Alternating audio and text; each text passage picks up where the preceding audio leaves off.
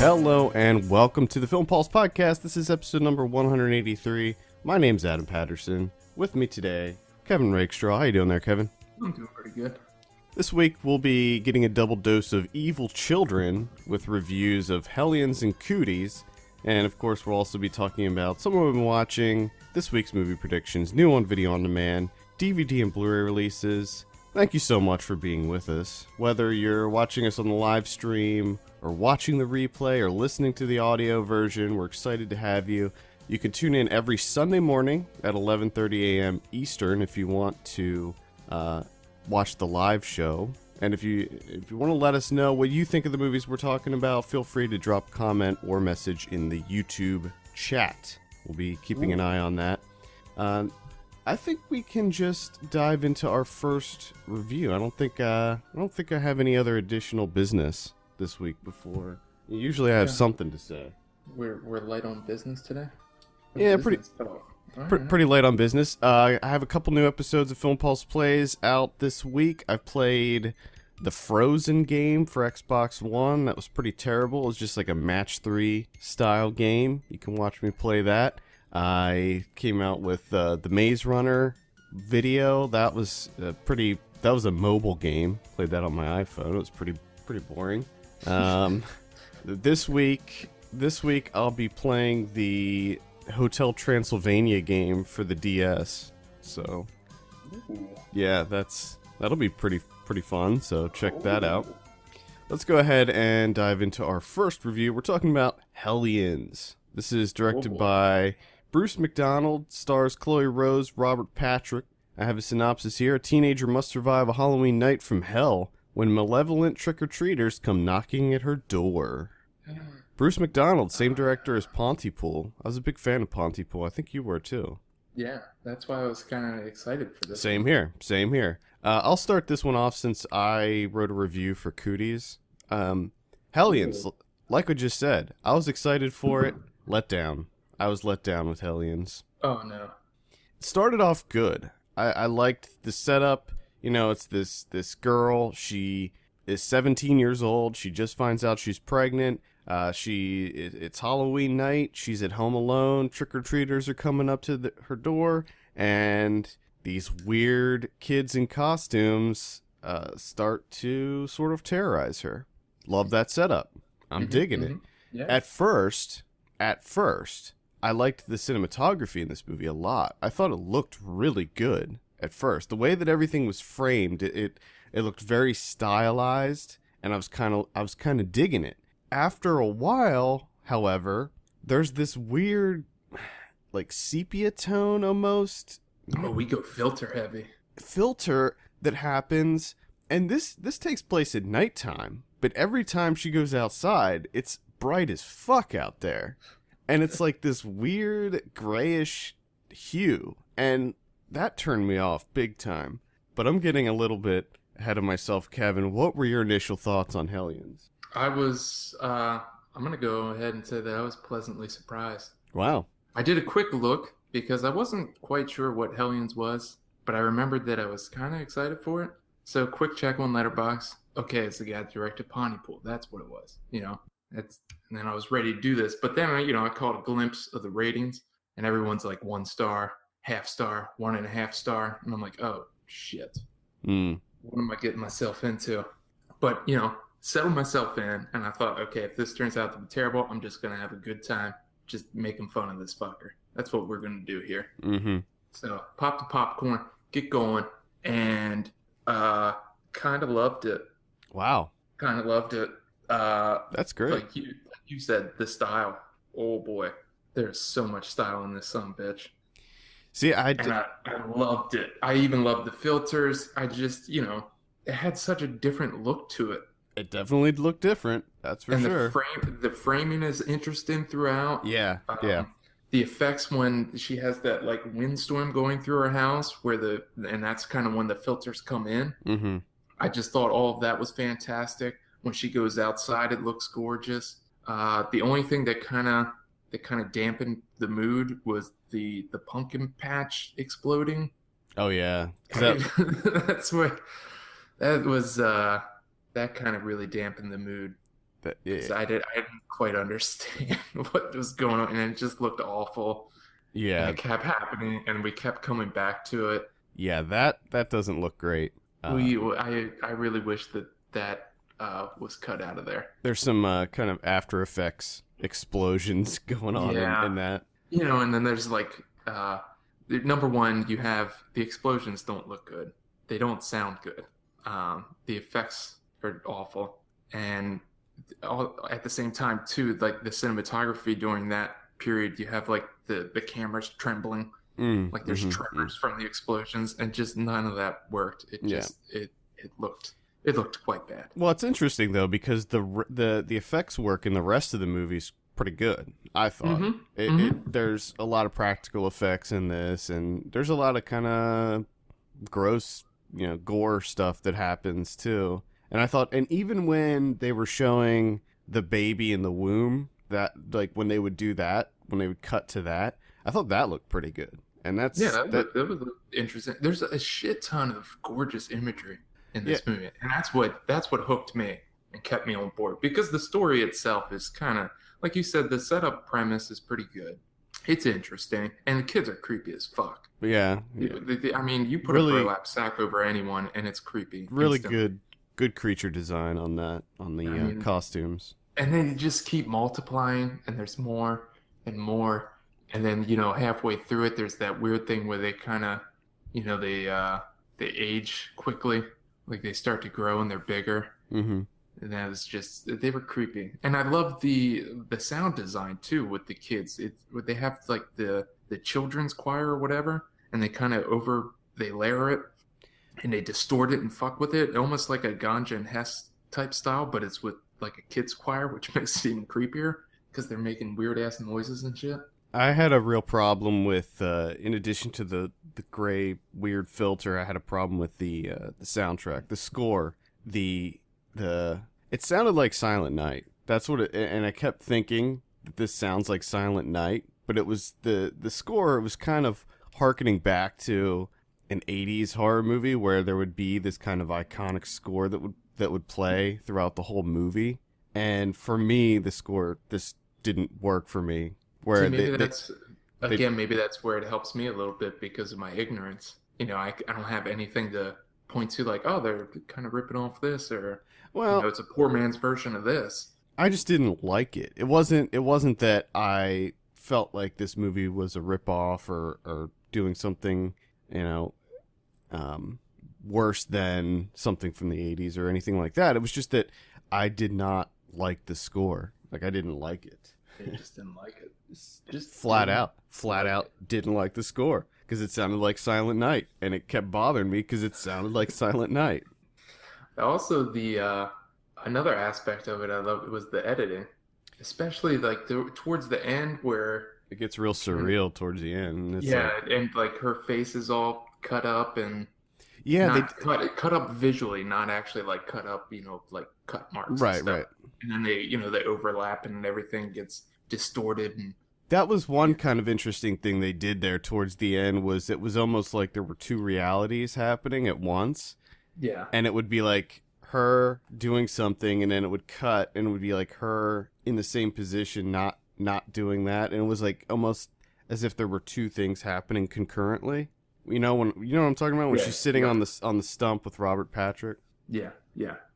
And I thought that was kind of interesting. It does get it gets pretty trippy towards the end. It does, and that's when I really got into it. Yeah, I figured you'd like because the they have all that. The imagery is fantastic. Like I said, the layering of the music and the sound design, and you get that editing going in there, and then you have that weird, creepy voice doing the blood for baby shit. The kids and the overhead of her in the pumpkin patch.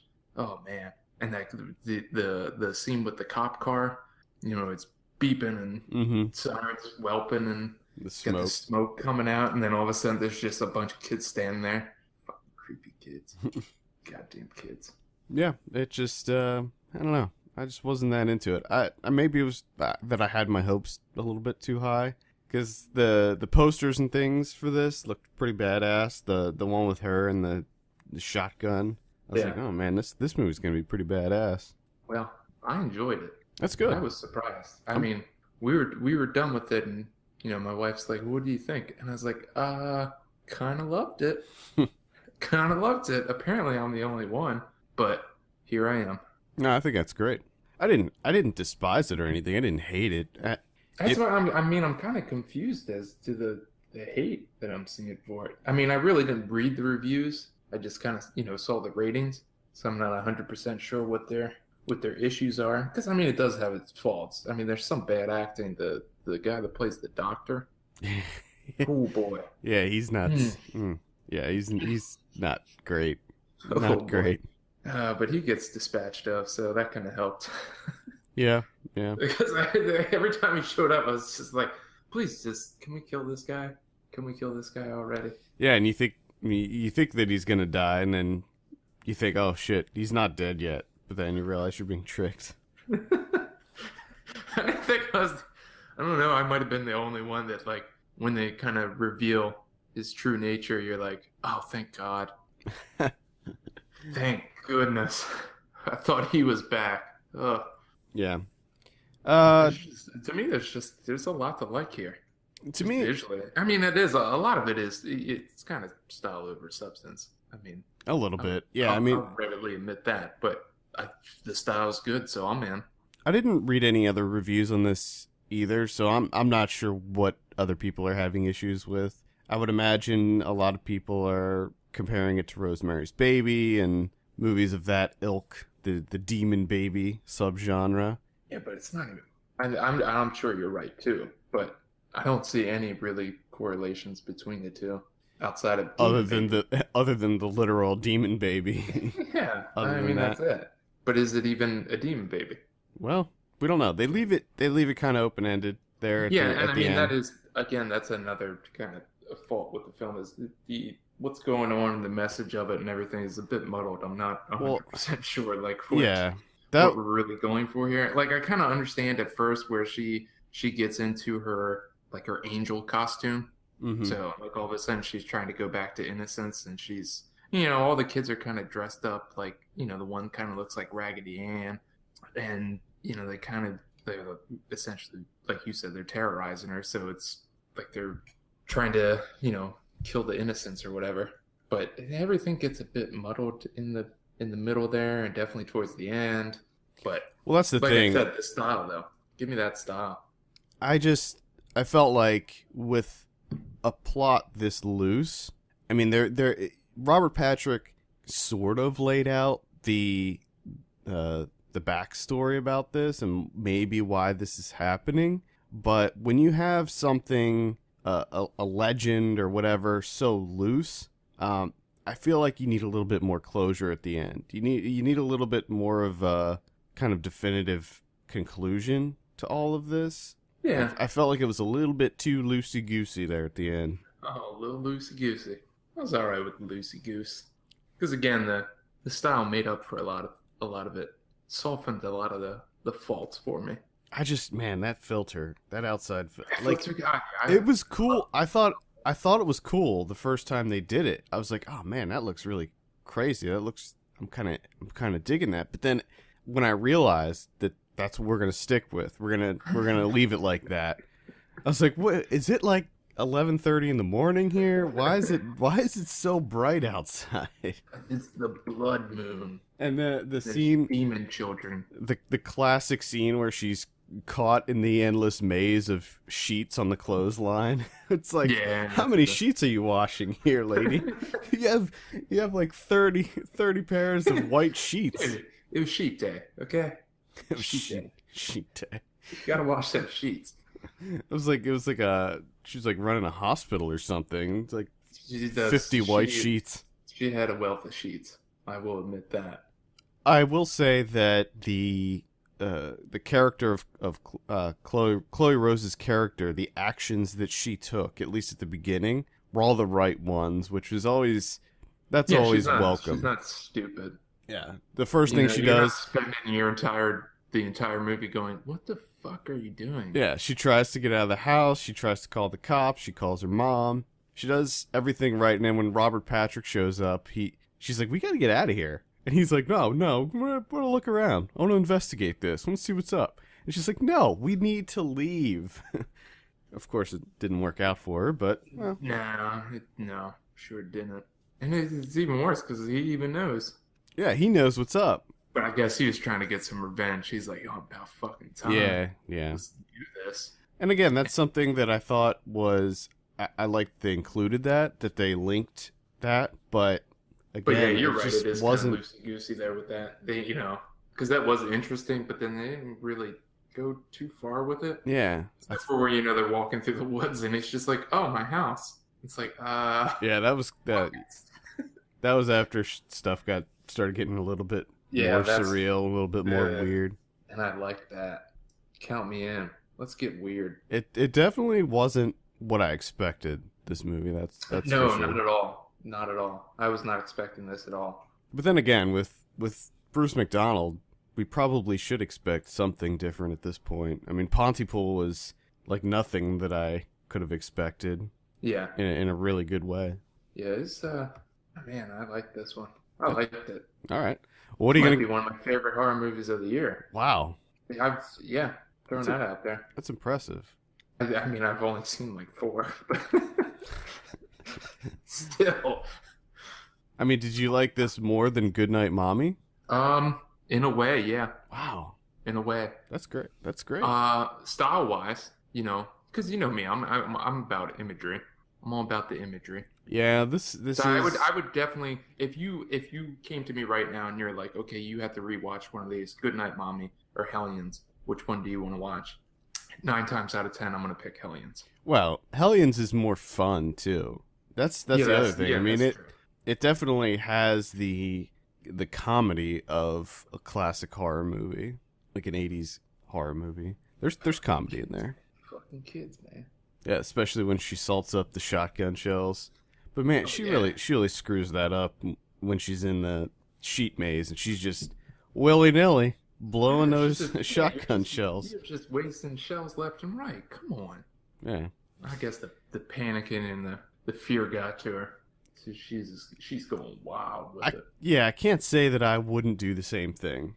However, I would probably just run around screaming. I would be cognizant that it was Halloween night and that trick-or-treaters are out everywhere. I'd be really paranoid that I was going to shoot a regular kid. She's just shooting kids and asking questions later, right? I mean, by the looks of it, there's only one cop in the town, so I mean, yeah. You just got to take care of business. You just got to shoot every kid you see at that point. Just blasting. All right. What are you gonna give Hellions out of 10? Ooh, that's a good question. I'm like a 7.5, 8. I think I'm gonna go. Well, you gave Goodnight Mommy an 8.5. So. Oh shit! Did I? Yeah. Damn. Okay. I mean, you can obviously they're very different movies. You can rate them differently. Yeah, I'm gonna go an 8. I'm gonna give it an 8. Wow, that's crazy. I'm gonna give Hellions a 5.5. I think that might be the furthest apart we've been in a while. Usually we're pretty close. And usually when we're far apart, it's with horror movies, and you're rating higher, and I'm rating lower. Like this is new territory right here. Yeah, this is a first. Definitely a first. We just made history. Our history. A lot of times, also when you decide to see like a big budget blockbuster type movie, you end up rating it higher than me too. A lot of times, like Man of Steel and Godzilla. Yeah, I guess that, and I'm what is that one of those things where the ignorance kind of helps? Maybe. I don't really think so in this case. I think maybe with the popcorn flicks, probably, but in this case, I don't think so. Because usually at that point in time, when I'm going to a popcorn flick like that, I'm just looking to be entertained. Yeah, like you're on board, you're in it, and it delivers because I'm in the right mood. I think in this case with Hellions, you really liked this style, and you were able to overlook some of the other shortcomings. And I wasn't as into this style. Like I said, at the beginning, I was loving the visuals. I was like, holy shit, this movie looks great. Yeah, But because there's a lot of shortcomings that I definitely I'm glossing over and I'm just kind of ignoring. The only one that I can't ignore and gloss over is the pumpkins exploding. That's the only yeah, one where I'm that like, yeah, your style doesn't extend that far. I'm sorry. and that's a shame too because they could have taken that out and wouldn't have Easily, changed anything. no, it wouldn't really affected anything at Like that all. the pumpkin patch exploding was just extraneous. Definitely. All right, that's Hellions. You can check that out in limited release and on video on demand right now. Let's talk about some cooties. So Cooties. this is directed by Jonathan Malott and Carrie Murnian. This stars Elijah Wood, Allison Pill, Rainn Wilson, Jack McBrayer, Lee Wanell, Nassim Pedrad, Ian Brennan, Jorge Garcia's in there. Good number of people in this one. I have a synopsis here. A mysterious virus hits an isolated elementary school, transforming the kids into a feral swarm of masked savages. An unlikely hero must lead a motley band of teachers in the fight of their lives. So I saw this one at Sundance 2014. So this was I saw it a long time ago, back in January of 2014. Wow. Almost 2 years ago. However, I did rewatch it because, and this is something we'll probably talk about in a few minutes, they changed the ending completely. They reshot the entire end of the movie. Yeah, So, which is the first thing I want to ask you about. yeah, Is it completely different? it's completely different from the time. Okay, there's a scene. I'm trying to say this in a way that's like completely avoiding any kind of spoilers. There's a scene where they go to a town. Mm-hmm. Yep. From that point, it's all new. And Oh, we'll start with you, Kevin. What are your thoughts on Cooties? I did not like Cooties. Didn't like it, and I'm kind of surprised. It's pretty much gonna sound like your version of Hellions to an extent. I love the premise. Premise is great. Got a lot of good people in here too that I think, okay, I'm just gonna sit down and have a good time. This is gonna be fun, and it wasn't fun at all. It was uneventful for me, and I just wanted it to be over. Well, yep. I kind of agree with you there. Now, my initial review, and there's a reason. Normally, when we review a movie at a festival rather, we will post the review during the festival, and then when it comes out later, we'll repost it. We'll put it up again so that people can, read it who maybe didn't want to read it when it was at the festival or whatever. I didn't repost my review for this one because on a rewatch, I don't know if it was just that tacked on conclusion, that final portion that they added, but I had a completely different view of this movie after watching it again. And I think that it is largely due to the end part, because for me this movie starts off great. I thought it was really funny, even rewatching it. Obviously it's been almost 2 years, so I forgot a lot of the jokes, but some of the jokes I still remembered. I thought it was funny. And it's one of those movies where it just progressively loses you as it continues. It's for me, it starts off good. I thought it was funny.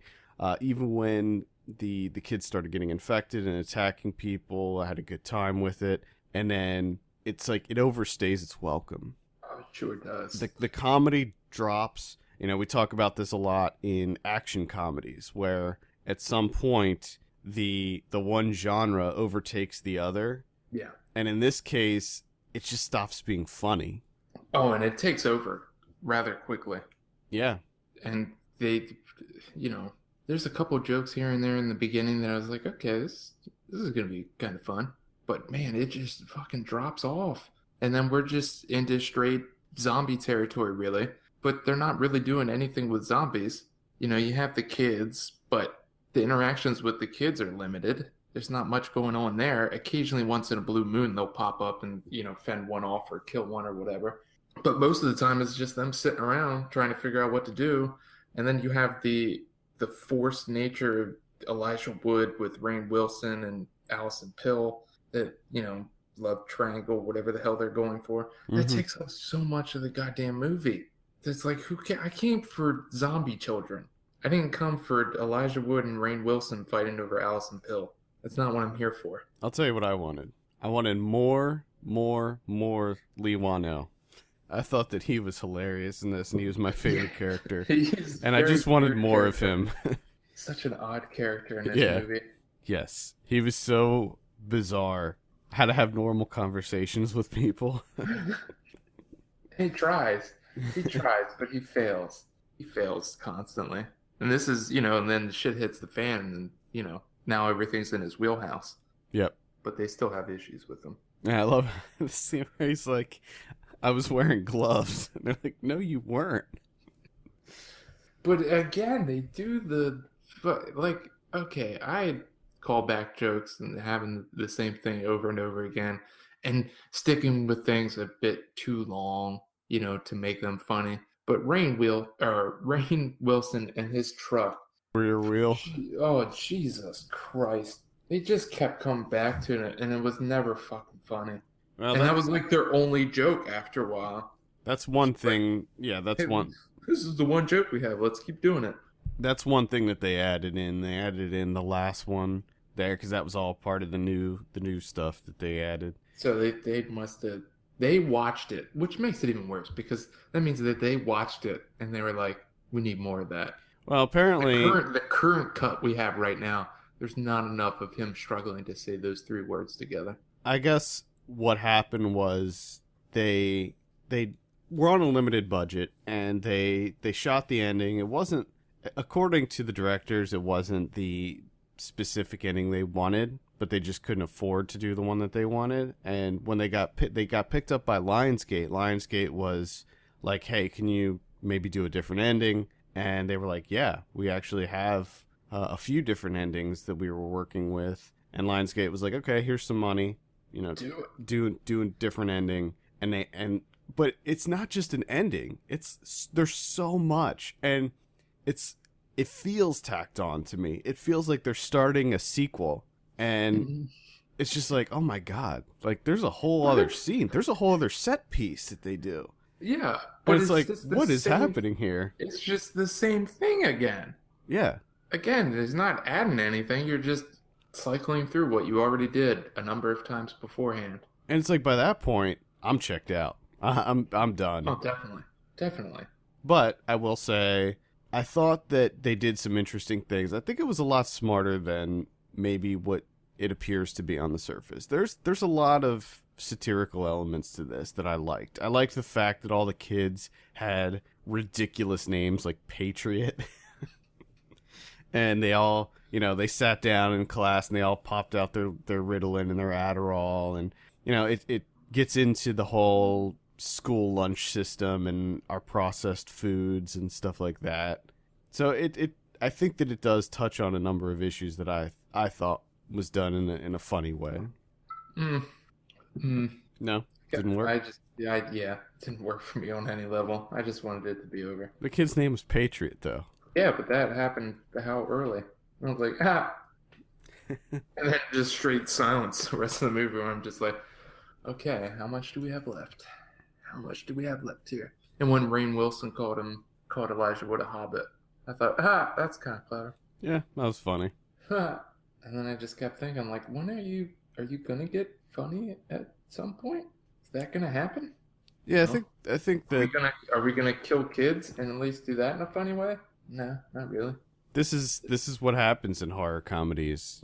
I think horror comedies are difficult to make because too often you end up with something that's not really scary and not really funny, Yeah, it's exactly. It's like Shaun of the Dead nailed it. They figured out, Edgar Wright figured out the best way to make a horror comedy. And I feel like everybody since then has been trying to mimic that. Yeah. And it just doesn't work. It doesn't work because most of the time you just forget to be funny. Yeah. Yep. And you can tell that, the comedy dies off and they kind of go for the straight, like we have to survive the zombies and everything. But they don't even make a good zombie movie either. It's not that interesting. they make a decent movie of people sitting in a place waiting for something to happen. I Hmm. guess they do an okay job of that. It's serviceable in that arena, but everything else is just Well, no the thank you. stakes never really feel that high either. They're being terrorized by these kids, but to me, it never feels like they're in any serious danger because, and this is a spoiler, but it's not a big deal. None of them die. None of them. I mean, you think that Rainn Wilson died, and in the original cut, he did, but Oh yeah, but you know the none of them die. They all make it through. And I think maybe if you killed some of the characters off, that might raise the stakes a bit. Might make things a little bit more tension filled. yeah, Also, the Asian janitor dies in yeah. the original cut too. Well, and then when he shows up, it's just Well, he's just silly and yeah. They also just keep like they add things to try and freshen things up, but they just don't work. Jorge Garcia's character. What was the point of his Hmm. character? Because they don't do anything with him. It's No, just they periodically cut to him freaking out. yeah, and he talks to a giraffe at one point. Yeah, which is stupid. Yeah, it's uh, fuck you, cooties. I do. I love the intro when they're showing the chickens being prepared Yeah, that was disgusting. and the title card coming up. I liked that. I thought that That was that was better. That was better and more disturbing than anything else in the movie. yeah. I agree. Honestly, For me, this is just one of those movies that starts off really strong and just fizzles out, and then because it has such a weak end, it leaves a bad taste in your mouth. hmm yeah. And then Kate Flannery shows up again. I'm like, oh fuck, she's the principal, but she's not. Nope, nope, She's she not the wasn't. principal this time. But it was a school based movie though, so it was pretty close. And I wonder if they're like, we're gonna have you be the principal, and she was like, I'll do the movie, but I cannot be the principal, not again. I see what's happening Can't here. do it. I'm being typecast. I have to avoid this. I'm sorry, I just can't do it. Will you be the mother? Fine. Fine. All right. Cooties, my original review. I gave this a 7 out of 10. I'm amending that score and I'm within my right to do so because they changed it. They changed a significant portion of it. And I'm going to still just on principle I'm still going to give it a 6. Okay. However, if I was rating this like fresh out of the gate, I'd probably give it a lower score, but I'll give it a 6, whatever. I thought it started off strong. I did laugh at the beginning. I think I think everything before the zombie kids. Exactly. Oh I just god. I wish that this was just a movie about an eclectic group of teachers at summer school Yeah. and not a horror movie at all. Yeah, I think it would work better that way. I give it a 3. 3 out of 10. Ouch. Yeah. Yeah. Cooties is in limited release and on video on demand right now, so you could check it out if you want. I didn't look to see what other people are giving this, but I think they're rating it higher than Hellions. Oh, I'm sure they are, which I don't understand. A lot of people really dig the horror comedies, and for me, having seen so many of them, But to me, again, just it's just one of those things. It's so safe and redundant. I mean, you're just not really trying anything here. You're like, what the fuck is the point of making it in the first place? yeah, I agree. Get out of Get out of here. Get Get out of here with that. Come on. If you're not going to be creative, then what the fuck are you doing? Come Get out. on. Get the fuck out. Well, I ain't got time for this shit. speaking of horror comedies, let's go ahead and segue into our watch list here. I didn't see a whole lot this week, but I did see The Final Girls. Oh, you finally got to see the right one. The right one, yes. I went to a screening of that this week. And interestingly, this is a horror comedy, and I actually liked it quite a bit. Quite a Is it bit. actually funny at points? It is. It's pretty funny consistently throughout. So the premise of this is there's the main character, her mom was kind of a scream queen. She was famous for being in this one bad slasher movie from the 80s, basically Friday the 13th. The killer looks like Jason. It takes place at a summer camp.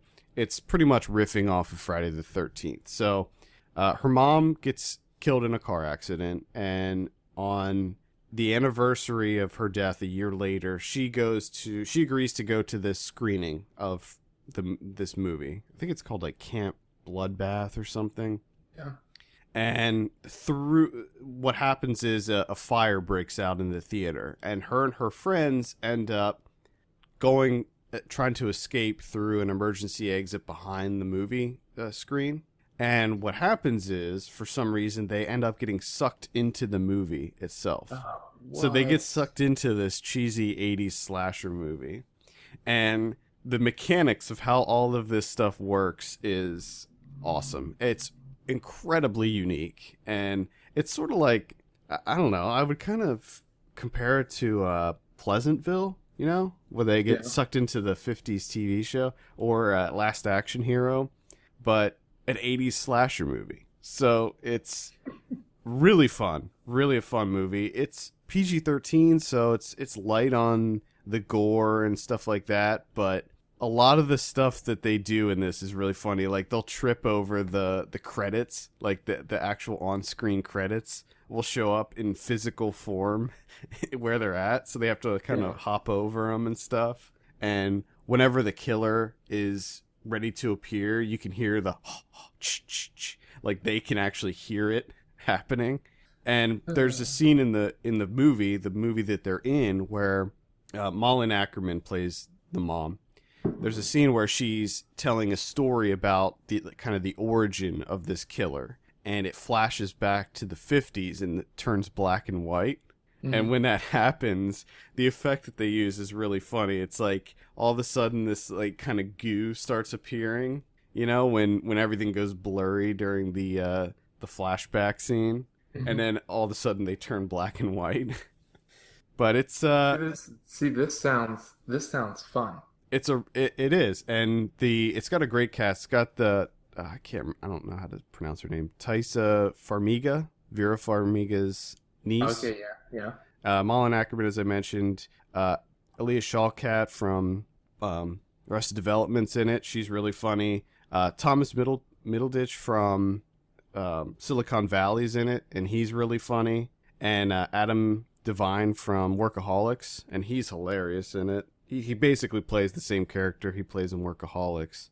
But yeah, really funny. I had a great time with this movie. I don't have a full review up yet. It doesn't come out till October 8th, I think. Yeah. But it is hitting VOD, so maybe we'll do a full review for this when it comes out. Yeah, because that sounds fun. Yeah, I think you'll have a good time with it. It's silly. It's not to be taken seriously. I like silly. I like to have a good time. Just be silly sometimes. Good old time. It's just being silly. Yeah. I watched a weird one. This is actually for free. It's on Vimeo. And it's one of those like unearthed, getting a second wind type kind of things going on. It's called Possibly in Michigan from 1983. Cecilia Condit. It's a short film. It's only 11 minutes, and it's fucking weird. It's like an opera, but it's about cannibalism, and it takes place in a mall. Okay, all right. And it's centered around violence and perfume. I'm on board. It's like feminist video project. It's got, it's hyper VHS. You know, it's VHS all the way. Still on board. It's got very odd music. All the dialogue's in this bizarre sing-song, like almost like a musical opera type thing, where they're kind of singing it, but they're still like speaking. They're just speaking melodically. And it's bizarre. There's creepy mask work going on. It's two women being stalked by this guy. And it's something else. It's an experience. And it's one of those things and this is what I love about the internet, is when these kind of things get like a second life, and they get discovered by someone, and then it kind of goes viral a little bit. Yeah, like Roar. Yeah, and then you get to see it, and you're just like, oh my god, yes, please, I want more of this. and it's only 11 minutes. But it's just, and it's something. Um, and someone on Letterboxd kind of nailed this. It has that Adult Swim feel to it. Mm-hmm. Like you think it's going to go that route, and it's just going to get bizarre and batshit, which it kind of does. But it's not that. It's proto Adult Swim. Mm-hmm. Okay. That whole feel, that whole aesthetic, and everything. It's just, I highly recommend it. So it's like Too Many Cooks before Too Many Cooks? Yes and no. Like the look of it and the feel of it, but it never goes that route, 100%. It just, the things get a little bit quirky and kind of silly and funny, but not full on, absurdism comedy. Okay. Interesting. And that's on Vimeo, you said? Yeah, just look up Possibly in Michigan. Possibly in Michigan on Vimeo. Check that out. You can watch that shit for free. 11 minutes short. Do it. Why not? I saw one that I don't recommend called The Gamechangers. This is actually a TV movie. It aired on on BBC Two this week. This is it stars Daniel Radcliffe and Bill Paxton, and it's about Rockstar Games and Grand Theft Auto. So I was kind of interested. That's odd. Yeah, I was like, oh, this is kind of interesting. I'm curious to know about this. So Daniel Radcliffe plays the owner of Rockstar Games and the creator of the Grand Theft Auto series, and it's kind of about him, and it's about Bill Paxton, who plays this conservative Florida lawyer who tries to sue Rockstar and bring up this big class action suit against them and stuff, and the troubles that he has and the harassment that he gets from it, and it's bad. It's just bad. I'm not going to bother talking about it any further because it feels like a Lifetime movie. It looks like shit. The dialogue is atrocious. Apparently, the creators of this never even approached Rockstar Games to find out, the real story. So I'm assuming what's the point then? Yeah, I'm assuming that large portions of this have been either embellished or just are not true at all. What the fuck? Yeah, Why? it's kind of ridiculous. I would liken it to, one of those Lifetime Full House Exposed, the unofficial story of Full House. I would liken it to one of those, and it was, holy crap, it's terrible. It's a terrible, terrible movie. The Gamechangers. Don't avoid. Even if you're a fan of, I like the Grand Theft Auto series, and even that, I was like, nope. But it sucks. It sucks. If you like the game, would you like to see a made-up history of behind the scenes? Yeah, it sucks because I'm actually interested in knowing the real story behind it, because there is a lot of controversy there, and there is a lot of probably really interesting things that happen behind the scenes. But, with this, it's like you don't even know what you're seeing is if it really happened that way or what, because yeah, it was ridiculous. I'm sorry. It's just all hearsay. Yeah. Jeez. All right. Another thing that I did on Vimeo, because it was for free. Free stuff is fucking awesome. I went on a Jody Mack marathon. Jody Mack is a animator, experimental animator, mostly working with like patterns and such, like fabrics and whatnots, plaids and stripes and paisleys. And Yeah, I saw this on your letterbox list. I fucking want ape shit because they're all free and they're all like 2 minutes. Just have at it, going for it. And what kicked it off was something that she did in 2013, I think, called "Let Your Light Shine," which was this like experimental animation type with she kind of used 3D in a very inventive way, and it was recently converted to Vimeo, which it's not 100% 3D, but the conversion, you kind of get the feel of what it would be like to see it in 3D. It's like a close approximation of it. So that's what interested me. I wanted to see, how does this look? And it looks amazing.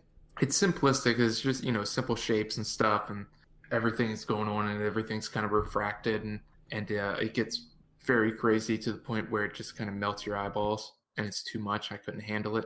And I ended up getting a migraine Thursday. So I don't know if that played a part. Might have. I don't Probably know. did. So be careful. Be careful when you do this, if you choose to do it. But then, I just went through a whole bunch of them, and they're something. You know, some are obviously better than others. A lot of them are just, we're just cycling through patterns. Like the one called Rad Plaid is it's just stripes. One shot stripes horizontal, one shot stripes are vertical through the frame, and then she just cuts it quickly that it looks like plaid, and you can't tell. So she, creates patterns out of that. There's one that it's like every single thing of Paisleys you've ever seen in your entire life, which I didn't know that there was that fucking many, just cycling through them as fast as possible. And they're kind of mesmerizing in a way if you like the patterns. If not, you're gonna hate it, obviously. But then again, 2 minutes, 3 minutes. Sounds like a collection of screensavers.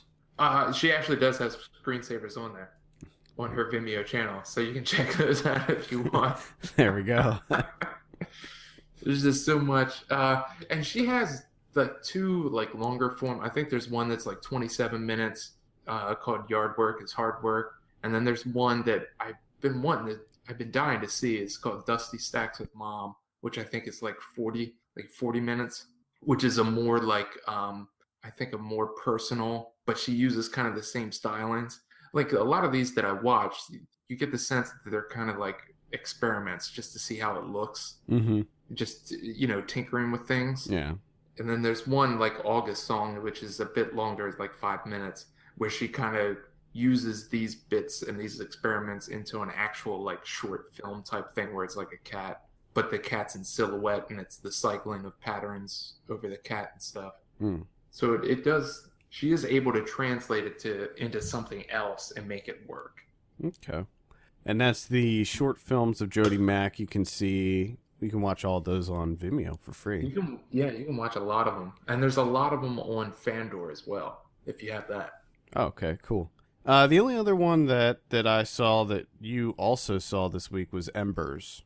Oh, yeah, that's right. That, what was it premiered at a festival this week. I know, and I can't remember the name of that festival. Can't remember the damn festival, damn it.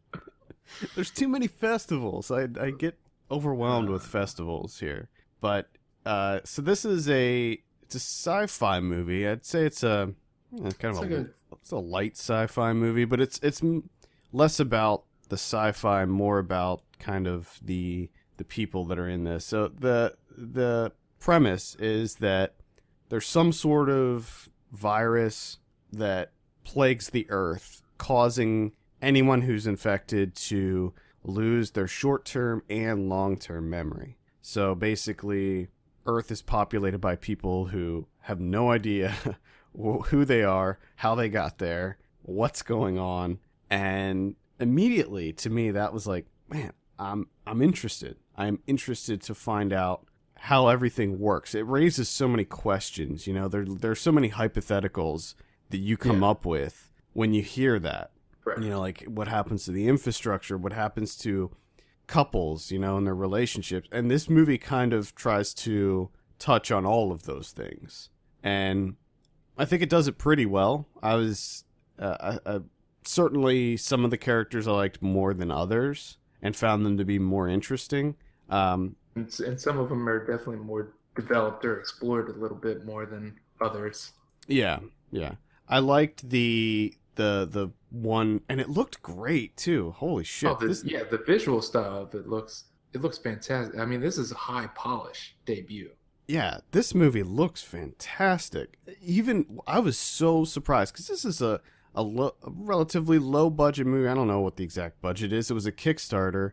Actually, we plugged this on our Kickstart Sunday feature a long time ago, and the scene with the girl that's in the bunker, when they cut to that for the first time, I was like, holy shit, this looks like a really highly polished like sci-fi movie. I was surprised with those portions. And everything in those bunker. I mean, the production design. I mean, it looks like it almost top-notch. Yeah, it almost looks like Ex Machina, the bunker that they're in. And I thought that the girl, I think the actress's name's Greta Fernandez. I think that's her. She did a fantastic job. I was really kind of blown away with her performance in that. Yeah, it's just unfortunate because there's like a half of this movie's really, really good. I mean, it's extremely interesting. It's very engaging. It's intriguing. And then there's another part of it that's just not developed really at all. And it's essentially superfluous. And they could have just cut out a lot. Yeah, And it would have been such a better experience. it's almost as if they were like, oh, we want to try to encapsulate every type of person and how this would affect every type of person. And I think they're trying to cover too much. Yeah. In this period of time. I could have done without the chaos character, the young guy who's just tearing Correct. shit up. Yeah, 100%. That's kind of what I was getting to. He just didn't see, because there's one thing that happens to him that it's like, okay, that's kind of an interesting thing to explore. You know, the kind of the positives of what can happen with this not being able to create memories. But and then again, after that happens, it's just back to him destroying things. Yeah, yeah. But it's very it's a really kind of contemplative movie. It generates conversations, and I like movies that do that, where you talk about what the world would be like if something like this happened, and the things that you would have to do, you would have to kind of do. And you know, I liked the story of the couple, Jason Ritter and Eva Gutcheva. I think that's her. Yeah. The couple. I liked their story. I thought maybe we spent a little bit too much time with them, but I like the fact that, you know, what would happen if you split apart? You would just forget, you know? And for all we know, one of the things I was thinking about was, you know, how many times have they gone through this before? Yeah. And they just don't even know. So, I don't know, it's a really, really interesting movie. Yeah, very interesting premise. Just unfortunately I just don't think that they explored enough. They spent too much time in other areas where it just kind of stalls out on them, and they just keep going.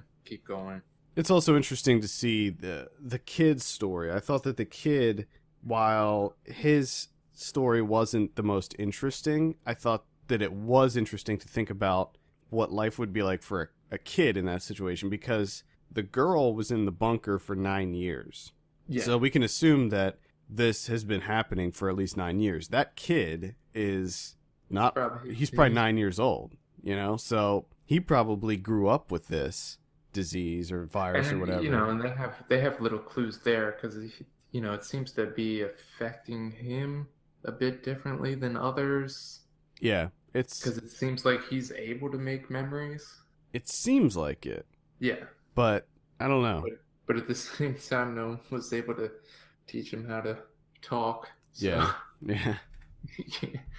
Can't really interact with anyone. Yeah. So just an interesting movie. Keep an eye out for it. I don't know when it's going to be coming out. I'm sure it's going to have a festival run. I would say if you are into movies that are just kind of more subdued, it's basically just talking. It's just conversations. Not a lot of high octane sci-fi action or anything. No. But very strong visuals. It's called Embers. So keep an eye out for that. That's all I have this week. I have one more, and that is The Winds That Scatter from Christopher Jason Bell. This was a movie I've been looking forward to for a while. Micro budget American indie. It came, I can't remember the exact day. Wednesday, I think, maybe Tuesday. Either way, at the time has passed, so you missed it. It was a one-day window where it was on the playlist for free that you could stream it. So I was able to fit it into my schedule. I was able to get it in there. And this is a hyper-realism, very micro-budget. It centers around an immigrant from Syria that essentially is just looking for work in America. Like, he has a job at a gas station. He loses that because the guy rips him off. And then he's trying to look for a job in this area. And he's trying to look at a job for this area. And it's just him struggling through and him trying to, make money. He ends up losing his apartment. He has to move in with a friend. A lot of it's very small in scope, but at the same time, it packs so much into the relative smallness of, the scale of this. Because, like I said, it's just him really looking for work, and if that's not bad enough, he has to deal with, he has friends and family that are still in Syria, so he's, worrying about them 24/7. And then he's trying to find time to also, go to the United Nations and protest and everything and try and bring attention to what's going on. And there's a lot of heart, there's a lot of emotion in it, and it's just one of those, it's a sincere portrait, which also, given the time frame of where we're at right now, it's a very timely movie. And it's essentially just like how do I want to say this? Kind of like a cinematic version of, Walk a Mile in This Person's Shoes. So you just get to see what they're going through, and you can just kind of imagine how difficult that would be. Looking for a job's hard enough when the economy is not that great in America, but imagine everyone that you know and love is back in a country that's being destroyed. Yeah. From two different forces, and no one gives a shit, essentially. Even though Assad's a, terrible, terrible person. Right. And the nation's like, whatever. Yeah. So keep an eye out for this one, because I have a feeling that it's probably going to start making some festival runs, and hopefully at some point in time it gets put out there. And what was the name of that one again? It's called The Winds That Scatter. The Winds That Scatter. So keep an eye out for that one. All right, let's go ahead and move on to some predictions. Last week, Black Mass. I said 62. You said 48. Actual 76. Really? Yeah. We have a review for this up on the site. Blake reviewed this for us, and he gave it a 6 out of 10, I believe. And because I sent out a tweet that you favored it. Yeah. I was gonna. It's this movie. Okay? I was gonna reply to this, and when it was this movie and The Danish Girl as well. But I was listening. I think it was NPR, and they were talking about Johnny Depp in this movie, and they were just like, he just disappears into his role. His character, you can't even tell it's Johnny Depp. The makeup, his hair, and I'm thinking that's not Johnny Depp. Like, Johnny Depp has nothing to do with that. Exactly. That's someone else. That's not him doing a transformation. That's someone else doing it for him. Yeah. It irritates the shit out of me. It is infuriating when you see that type of stuff, because it's like, and they play. He didn't do his own makeup, people. Yeah, they tie. The worst part is they tie that into like his performance, where it's like it's his best. Which, it might be. He might do a great job on his end of things with accents and whatnot. But the makeup and the hair, that's not him. He has nothing to do with that. Okay? He didn't design it. He didn't execute it. That's not him. Okay? Yep. That shit just irritates me. No, it definitely irritates me too. I hate how it's like only the person in front of the camera gets the credit for that type of stuff. Yeah, I mean, why. I think that's common sense. I think that's part of a larger problem in Hollywood these days, where a lot of people just don't get credit for things. The director gets a lot of credit for a lot of things that he or she didn't have anything to do with. And then you have Eddie Redmayne and Danish Girl, and that's, oh my God, look at how he transforms into his character. It's like, you have top-notch professionals doing hair and makeup and costume for this guy. I bet you any money I could walk in there and they could make me look like a gorgeous woman. That's how good they are at their jobs. Yeah. Yep. I completely agree with you there. Maze Runner. Moving on. The Scorch Trials. I said 62. You said 58. Actual on this one was 49. Oh, scorched. The Scorch Trials got scorched. I want to read every review for that to see if anyone tries that. Tries to work in a joke. Probably. What's his name? Peter Travers. Probably. Or no, that's not positive. He would probably try to spin it in a positive way to get on the. Does anyone read Peter Travers? I don't know. I think at this point he doesn't even write reviews. I think he just writes pull quotes and submits them. More than likely. Everest. I said 64. You said 68. Actual 72 on that one. Still don't really care about it. Still don't care to see it, actually. Either. I don't know why. I just, nah. Just don't. Sicario, I said 78. You said 64. Actual 88. Ooh. Yeah, so I was supposed to see Sicario earlier this week, but it turned out that the screen, I double booked screenings. So I had to. What did you double book it with? The Final Girls. Okay. And so you chose. Yeah, and I chose The Final Girls because Sicario came out that's true. in theaters on Friday, so I was like, oh, whatever. I'll see the one. You still have a chance. Yeah. So I might actually go check that one out. I was going to try to go see it yesterday and didn't get a chance. I might try to pop in and see it today. I'm still pretty excited to check that one out. So next week, we have Hotel Transylvania 2. What are you thinking on this one? Why did we have that? I don't know. I did not like the first one. I'm going to say 36. All right. I'll say I think the first one was not too poorly received. I did not like it at all. I'll say 52 on that one. And we also have The Green Inferno. This is the Eli Roth one that was supposed to come out like 10 years ago. I gotta say, I'm more excited about this one than Knock Knock, which my review hasn't published for that one yet, but woof. Yeah, I remember you not liking that one. That's the one with Keanu Reeves, right? Yeah. Green Inferno, I'll say 56 on that one. Okay, I'm gonna go with 50, straight down the middle. I'm curious to see his take on the cannibal films of the 70s.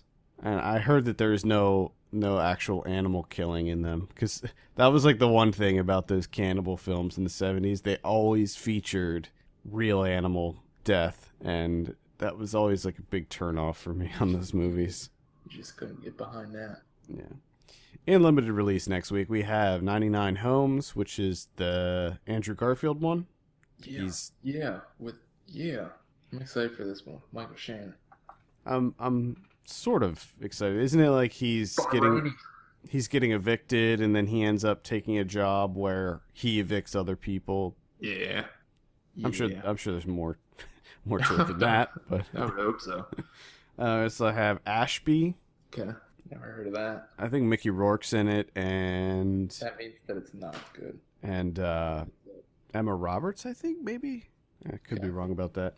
Finders Keepers, that's the documentary about the guy who buys the grill and finds a severed arm in it, or a hand. Okay.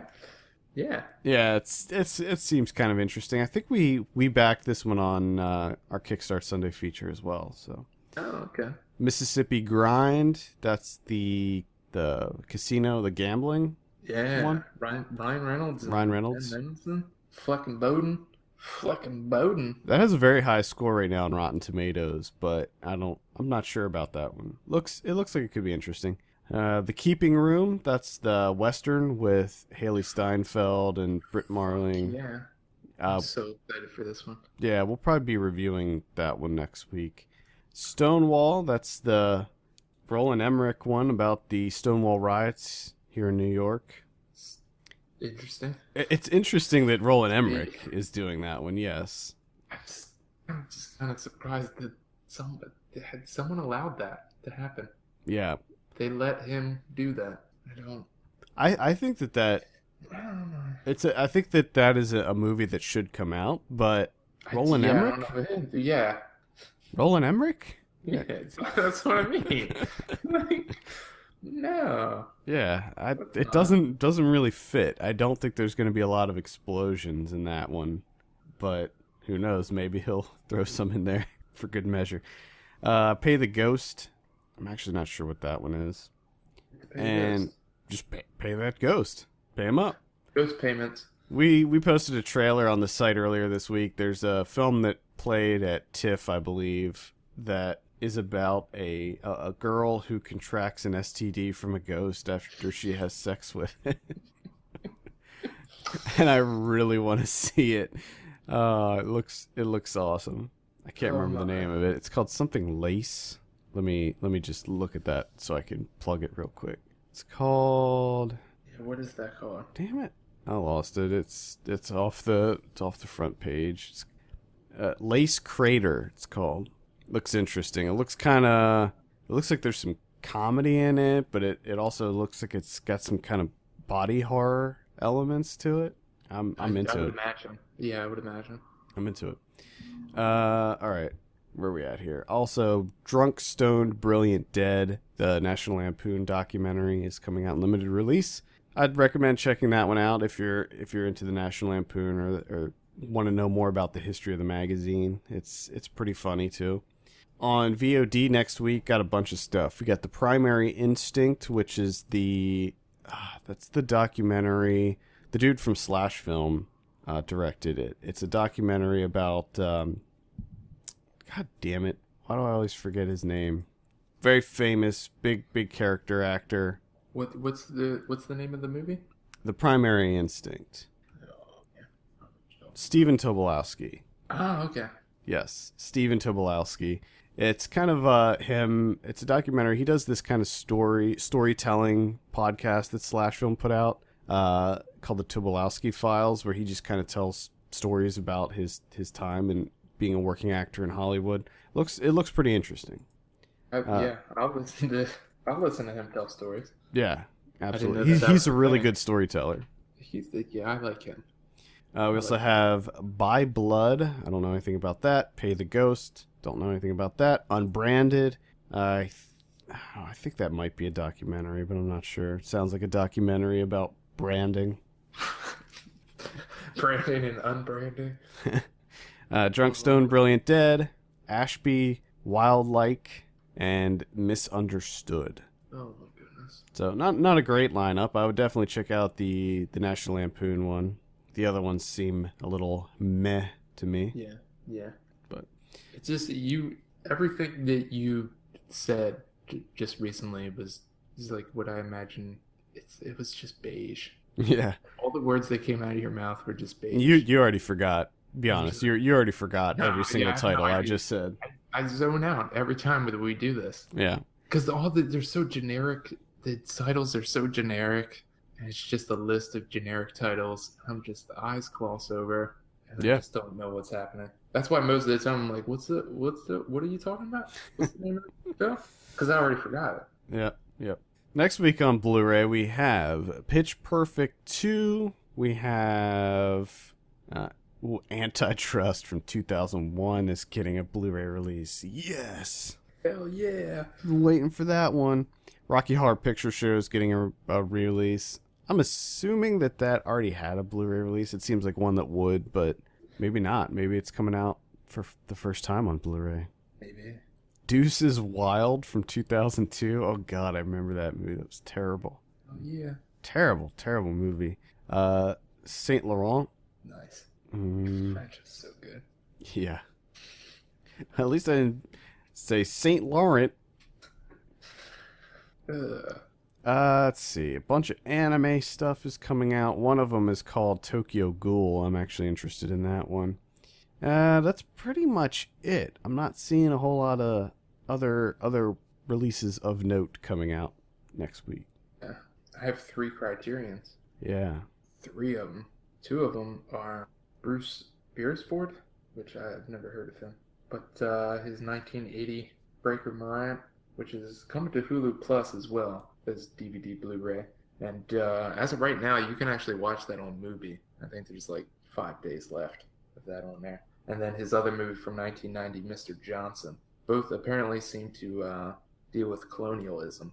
So there you go. Rip roaring good time. Yeah, and then the other one, probably more well known, is Moonrise Kingdom. Yeah, great cover. Getting the old Blu-ray. Which, one second, bear with me. I just want to see. I didn't get a chance to take a look at the special features on this bad boy. So if you can just wait 45 minutes while Chrome loads it up. Just fucking let me hand crank this son of a bitch real quick. Get there. Yeah, it's not happening. We can just move on. Moonrise Kingdom on the Blu-rays. I will. The Criterion, get that. I'll mention that Mannequin 2 also comes out on Blu-ray. Criterion? Not Criterion, no. Not yet, at least. Not yet. There's going to be, mark my words, there's going to be a day where there's going to be a reappraisal of Mannequin and Mannequin 2, and they're going to be well loved. They're going to be bastions of cinephilia, and you're going to see them come out on Criterion. Well, that happens. On double platinum mini, like they're going to be called platinum disc, I think, and they're going to be like the size of a quarter. I'm anxiously awaiting for the platinum release of Mannequin 2 on the move from Criterion. It's going to be a double batch. I'm telling you. Look for it in like 2054. Nice. If I'm still alive and have the wherewithal to buy platinum discs, then I will definitely do so. Fuck yeah. All right, I think that's gonna do it for the week. Thank you so much for tuning in. You can follow us on Twitter at FilmPulseNet and at FilmPulseKevin. You can send us your questions and topics to podcast@filmpulse.net. And please take a look at our Patreon page. That's at patreon.com/FilmPulse. We appreciate that so very much. For Kevin Rakestraw, my name's Adam Patterson, and we will see you on Thursday for Ryan Watches a Movie.